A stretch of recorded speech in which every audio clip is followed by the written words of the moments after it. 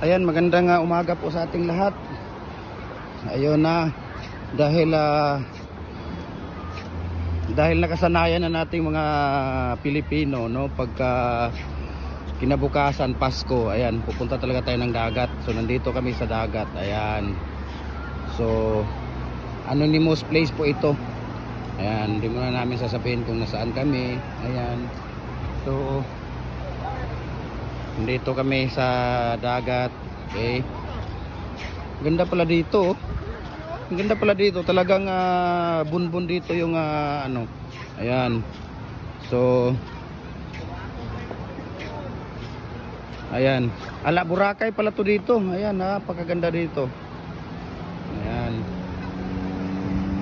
Okay. So nasaan na yung mga anakis ko? Ayan, sila ni Eunice at saka si Ethan nandoon na sa dagat. Maaga kami dito, alas 5 na madaling araw.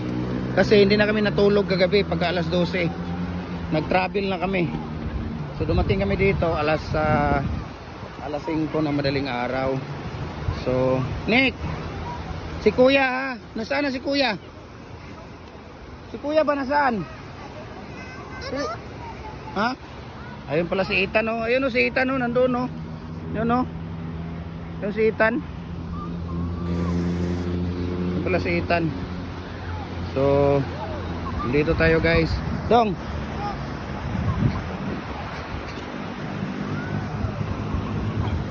Ayan, so nandito tayo ngayon sa dagat, guys, dahil Pasko ngayon, no? Magsaya tayo ngayon, ngayong araw dahil Pasko, okay? So dito tayo ngayon. Anonymous lang muna, no? Walang clue kung saan tayo. Kagabi kami umalis. Alas 12 ng gabi kami umalis. Pagkatapos ng Pasko, umalis kami. At nandito kami sa ano, kaya tingnan mo dito. Napakaganda pala dito. Ang ganda ng baybayin dito. Tingnan mo. Parang Boracay. Ano pala to? Boracay to. Ayan. So ayan. So dito kami. So napakaganda rito, guys.